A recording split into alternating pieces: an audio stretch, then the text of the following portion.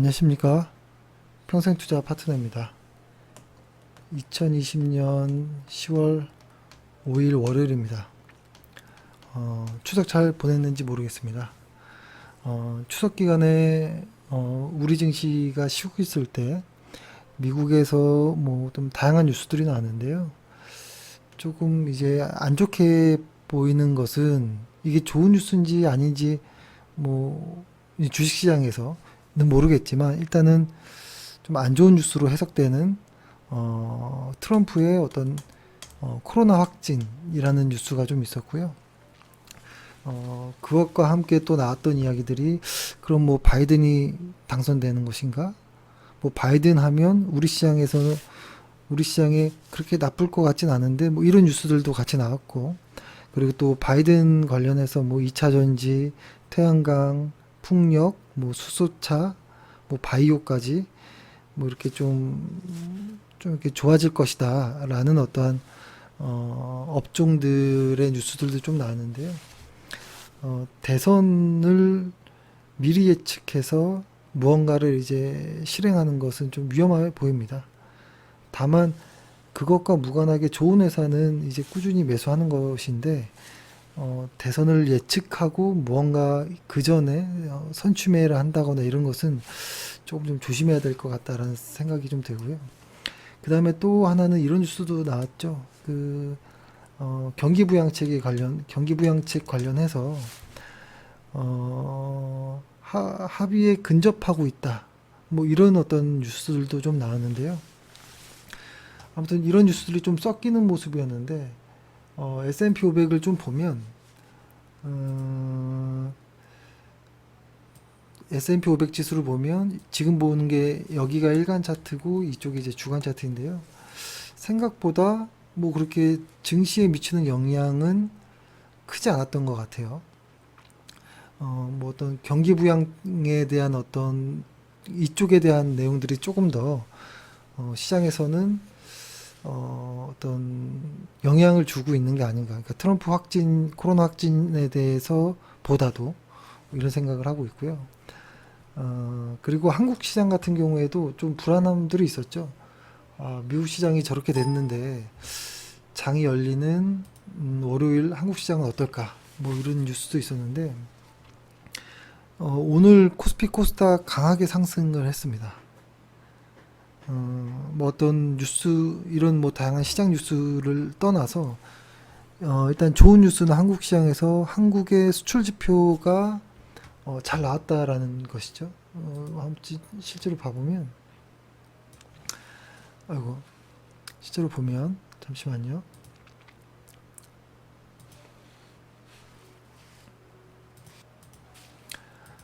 보면은 상당히 이게 1년 전에 비해서도 증가했고, 전월 대비해서도 증가했고, 코로나 이후에 아주 급격하게 아주 세게 반등하는 이런 모습인데요. 일단 중요한 것은 일평균 수출액으로도 올해로 보면 가장 이제 최고치를 이제 기록했다라는 것이고, 이건 매우 좀 긍정적인 내용입니다.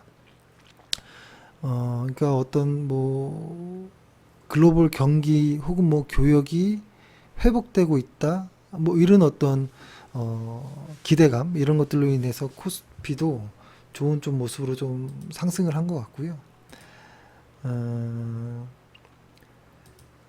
근데 이제 여기서 이제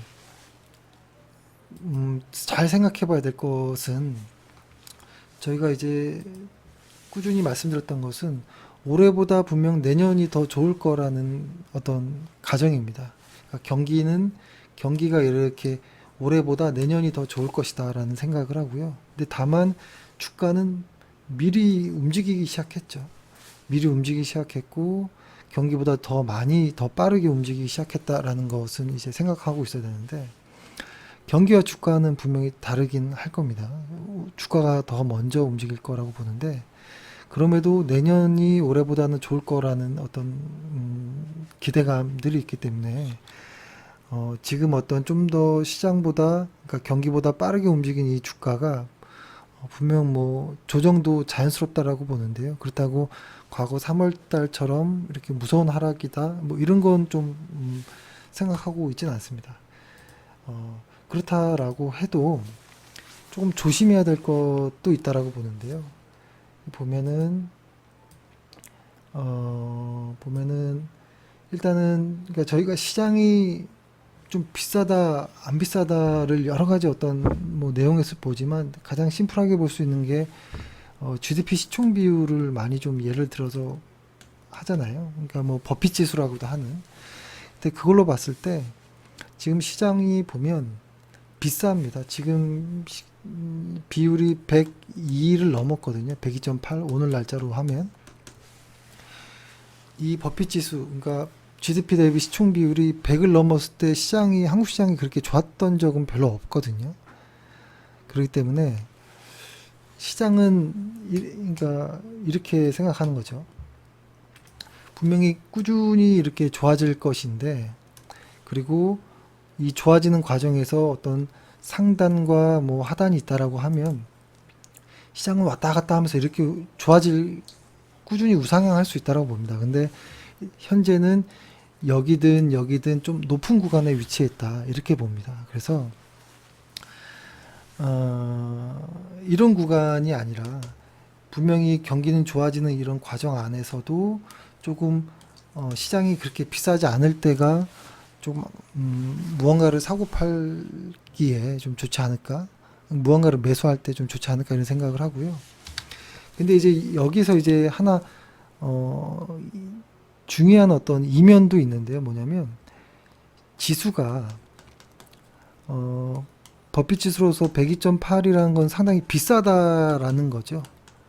비싸다. 근데 이 비싸다라는 말은 이 지수가 비싸다라는 것은 지수라는 건 평균이거든요. 평균이 비싸다라는 거예요. 그러니까 만약에 어떤 평균이 이렇게 오르고 있다라고 해도 그러니까 이게 평균 값이 이렇게 우상향하고 있다라고 하는 것은 많은 어떤 이 지수에 기여를 하는 시가총액이 크고 그러니까 이런 대장주들 이런 애들이 많이 비싸지고 있다라고도 볼 수 있고요. 근데 반대로 그만큼 뭐라고 할까요? 확 이렇게 편중되는 부분도 있는 것 같아요. 그러니까 어떤 인기주라든지 주도주라든지 이런 애들은 확실히 비싼 애들이 많습니다. 지금 대부분. 뭐 2차 전지나 바이오, 인터넷, 뭐 게임 이런 애들 비싼 애들이 많습니다. 근데 반대로 소외되어 있거나 이런 애들도 있어요. 소외되어 있거나 조금 지지부진한 애들. 근데 실적은 좋은 애들이 저평가되어 있는 애들도 있습니다. 그러니까 이 핵심은 뭐냐면 지수가 비싸다라는 거는 평균 값이 비싸졌다라는 것이거든요. 그러니까 평균이 비싸다라는 것이 모두가 다 비싸다는 건 아닙니다. 그래서 일부 종목에 해당해서는 매매를 상당히 신중해야 된다라는 생각도 하는데요. 근데 반대로 보면 이게 일부에 확 편중되어 있기 때문에 소외되어 있거나 아주 싼 쪽의 애들도 현재는 있는 것 같다라는 것이죠. 근데 그것들이 사실 이렇게 소외되고 저평가되어 있는 애들의 어떤 리포트나 어떤 이런 좋은 뉴스들이 많이 나오지 않습니다. 그래서 손이 가기가 좀 어려운데요. 지금 이렇게 인기주 비쌌을 때 인기주보다는 소외주를 좀 이렇게 찾는 것이 오히려 좀 안전해 보일 수도 있겠다. 뭐 이런 생각도 좀 하고는 있습니다. 근데 이번에 어떤 시장을 좀 보면 S&P 500을 좀 놓고 보면 약간의 한 시장이 한 10% 정도는 조정을 좀 보였긴 했거든요. 이것으로 어떤 조정이 끝날지 안 끝날지 모르겠지만 일단 시장이 비싸다라는 것, 그러니까 조정이 한 번 있었지만 그럼에도 완전히 뭐 싸졌다 이렇게는 볼 수는 없다라는 것이고 한국 지수를 좀 이렇게 자세히 보면 저희는 어떻게 보냐면 요 언저리는 지금 고평가 영역이라고 보고 있거든요. 이 선 넘어서 요 구간 있잖아요. 이 구간은 좀 비싼 구간이라고 봅니다. 그러니까 지금 보면 이렇게 볼 수 있겠죠. 코로나 이전에 이 위치 넘는 구간들. 근데 사실 이게 우연치 않게도 뭐 그렇게 된 것 같은데, 요 언저리 라인이 미래 ROE를 반영한 PBR 코스피의 어떤 PBR 0.9배 정도 되는 위치거든요. 뭔가 여기를 지지해 줄지는 좀 봐야겠지만, 좀 긴장되는 이런 구간이긴 합니다. 여기서 지수가 더 빠져도 사실 뭐 크게 뭐 놀랍다 이런 건 아닙니다. 지금 비싼 구간이기 때문에 이렇게 되겠죠. 만약에 예를 들어서 0.9배가 코스피의 0.9배가 평균값이라고 해보면, 의미 있는 곳이라고 해보면, 그리고 뭐 1배 코스피의 뭐 GDP 대비 시총 비율 1배 정도가 시장에서는 아주 좀 높은 구간이라고 해보면, 시장은 생각했던 것보다 더 치고 올라가고 빠질 땐 더 빠지고 이런 것들을 좀 반복합니다. 뭐 안 그럴 때도 있겠지만, 그래서 꼭 이 근처 온다고 기계적으로 반등하거나 뭐 이 위에 간다고 기계적으로 빠지거나 이러진 않겠지만, 대략적으로 이 언저리는 좀 비싸구나, 이 언저리는 좀 많이 좀 비싼 것이 해소됐구나, 이렇게 좀 보는 게 좋을 것 같고요. 그리고 과거에 좀 이런 내역들을 좀 보면, 코스피가 GDP 비율 100을 넘었을 때를 보면 좋았을 때가 없었다고 했잖아요. 이렇게 좀 장기적으로 좀 보면, 좀 보면 언제였었냐면 몇 번 없었습니다. 요 당시 때가 한 번 있었고, 그 다음에 15년 동안 요 때가 있었고, 요 때가 있었고, 그 다음에 지금이거든요. 그러니까 시총 비율, GDP 대비 시총 비율이 100을 넘었을 때 시장이 그렇게 좋았던 적은 없다. 지금이 현재 그렇다라는 것인데, 다행히도 뭐 내년은 경기가 좋을 거지만 주가는 선행하기 때문에 이것을 어디까지 반영했는지는 알 수 없습니다. 그래서 지금은 좀 조심할 필요가 있고, 너무 인기주, 너무 많이 올라가 있는 인기주를 매수한다기보다 아주 싸게 거래되어 있는 이런 종목들을 찾는 게 좀 안전하지 않을까 이런 생각을 합니다. 다만 현재는 인기주가 아니기 때문에 재미없을 수는 있는데요. 분명히 6개월, 1년 정도가 지나면 분명히 좋아질 이런 쪽이 있습니다. 여러 쪽이 뭐 있겠지만, 그거는 이제 제가 카페에다가 한번 좀 내용들을 담아보고요. 너무 이렇게, 그러니까 좀 애매한 시점인 것 같아요. 분명히 지금 계좌들은 플러스 되어서 기분은 좋은데 무언가를 행동하기는 좀 애매한, 완전히 매도하기도 애매하고 무언가를 또 사기도 애매한 뭐 이런 겁니다. 그래서 타협을 해야 될 것 같아요.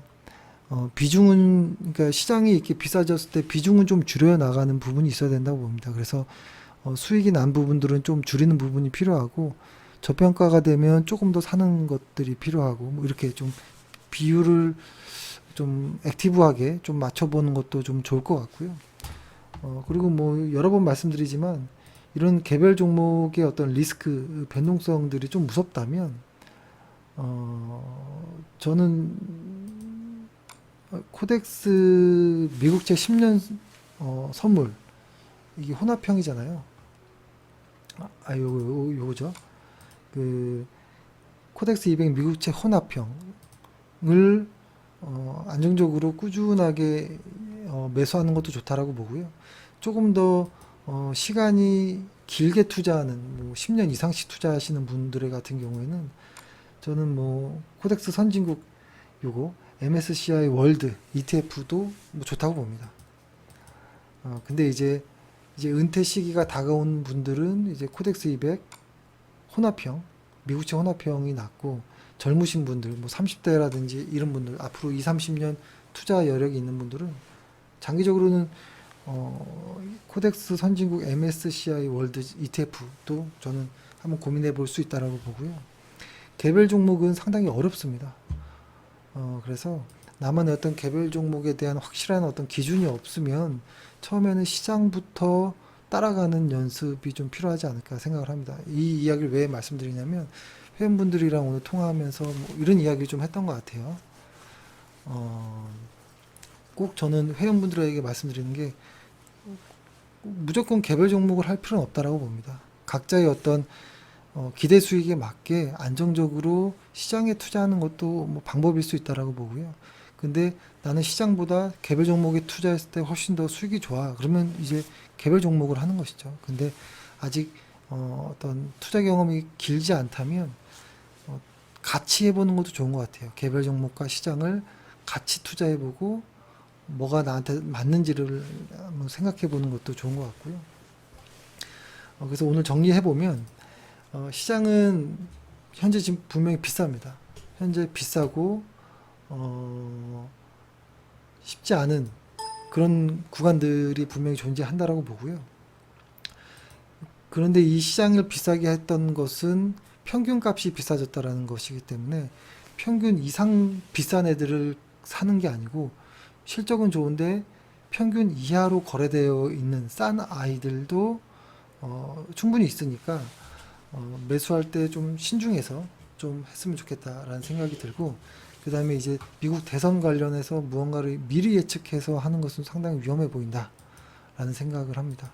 혹시라도 대선 관련해서 시장이 많이 빠지거나 뭐 트럼프가 뭐 어떤 뭐 끝나고 나서 뭐 인정하지 않는 어떤 무언가가 나왔을 때 뭐 한두 달 시장이 흔들릴 수도 있거든요. 하지만 그때는 오히려 더 고평가가 해소되는 매수 기회가 될 수도 있다. 뭐 이런 생각도 해봅니다. 예. 아무튼 고생 많으셨습니다. 내일 뵙겠습니다.